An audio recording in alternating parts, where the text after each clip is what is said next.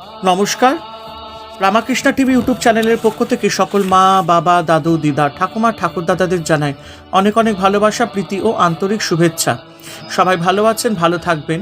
আমি আবারও চলে এসেছি শ্রী শ্রী রামকৃষ্ণ মিশনের স্বামী লোকেশ্বরানন্দজি সম্পাদিত শর্তরূপে সারদা সম্বন্ধে আলোচনা করতে।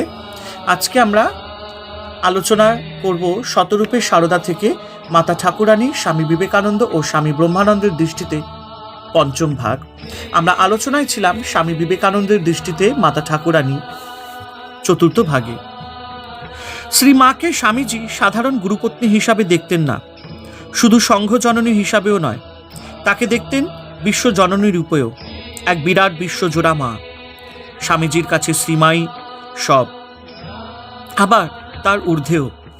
বস্তুত স্বামীজির দৃষ্টিতে শ্রীমায়ের স্বরূপ কিভাবে ধরা পড়েছিল তার সমগ্র ধারণা বা বর্ণনা করা এক কথায় অসম্ভব।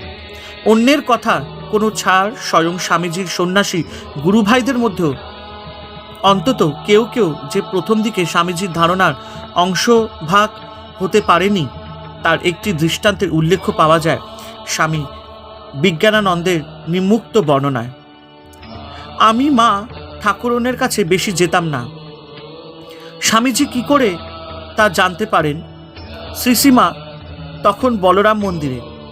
সেখানে স্বামীজি একদিন আমায় জিজ্ঞাসা করলেন, পেশন মাকে প্রণাম করতে গিয়েছিলে? আমি বললাম, না মশাই। স্বামীজি বলছেন, সে কি? এক্ষুনি যাও, মাকে প্রণাম করে এসো। তাই শুনে আমি তো মাকে প্রণাম করতে গেলাম। মনে মনে ভাবছি কোন প্রকারে ডিপ করে একটা প্রণাম করে চলে আসব। মাকে প্রণাম করে উঠতেই স্বামীজি পেছন থেকে বললেন, সে কি পেশন, মাকে এই করে প্রণাম করতে হয়?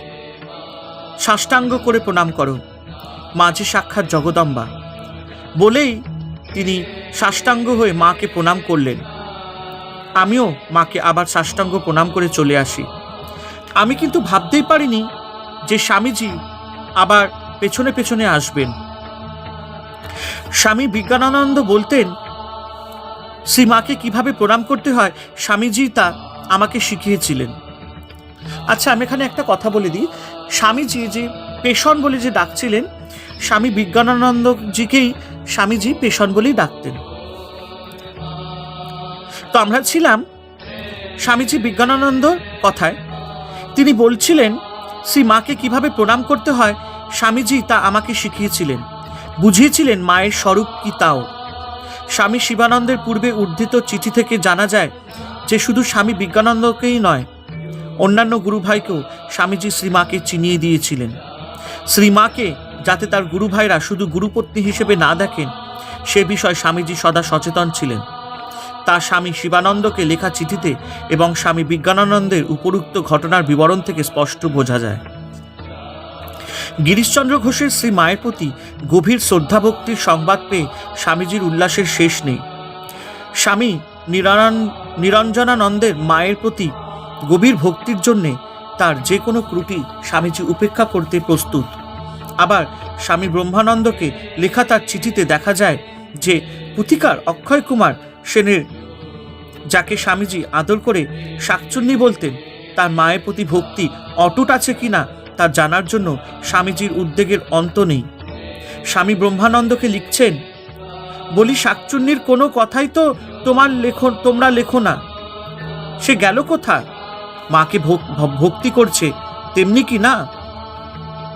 যখন বেলুর মঠে নিজস্ব জমি কেনা হলো, তখন শ্রীমাকে স্বামীজি মঠের নতুন জমিতে নিয়ে গিয়ে নববস্ত্র পরিধান করিয়ে চেয়ারে বসান এবং সাষ্টাঙ্গে প্রণিপাত করে অশ্রুপূর্ণ লোচনে করজোরে বলতে থাকেন, মা, এতদিনে আজ আমার মাথায় যে বোঝা ছিল তা নেমে গেল। তোমাকে তোমার নিজের জমিতে এনে এখন তুমি হাঁপ ছেড়ে চারিদিকে বেড়াও, ঘুরে ফিরে দেখো। মঠের নিজস্ব জমি শ্রীমায়ের প্রার্থনার ফলশ্রুতি। বোধগয়ার মঠের ঐশ্বর্য সচ্ছলতা দেখে এবং সঙ্গে সঙ্গে তার ত্যাগী সন্তানদের অন্নবস্ত্র আশ্রয়ের অভাবের কথা স্মরণ করে শ্রী মায়ের মাতৃহৃদয় থেকে এক করুণ প্রার্থনা উচ্চারিত হয়েছিল। শ্রী মায়ের এ সম্পর্কে স্বয়ং বলেছেন, বোধগয়ার মঠ, তাদের অত সব জিনিসপত্র, কোনো অর্থের অভাব নেই, কষ্ট নেই। দেখে কাঁদতুম আর ঠাকুরকে বলতুম, ঠাকুর, আমার ছেলেরা থাকতে পায় না, খেতে পায় না, দুয়ারে দুয়ারে ঘুরে ঘুরে বেড়াচ্ছে, তাদের যদি অমন একটি থাকবার জায়গা হতো। তা ঠাকুরের ইচ্ছায় মঠটি হলো। আবার অন্যত্র বলছেন, আহা, এর মঠের জন্যে ঠাকুরের কাছে কত কেঁদেছি, প্রার্থনা করেছি, তারপর থেকে নরেন ধীরে ধীরে এইসব করলে। এইসব থেকে বোঝা যায় কেন মঠের নতুন জমিতে শ্রীমাকে এনে স্বামীজি বলেছিলেন নিজের জমিতে। অবশ্য বেলুর মঠ শ্রীমায়ের আবাসস্থল না হলেও পূজা পূর্ব উপলক্ষে শুভাগমন করতেন। এই প্রসঙ্গে স্বামী অদ্ভুতানন্দের একটি উক্তিই এখানে উল্লেখ করা যেতে পারে। মঠ হবার পরেই স্বামীজি শ্রী শ্রী মাতা ঠাকুরানীর পদধূলি এনে স্থাপন করে। তা আজও বেলুর মঠে পুজো হয়।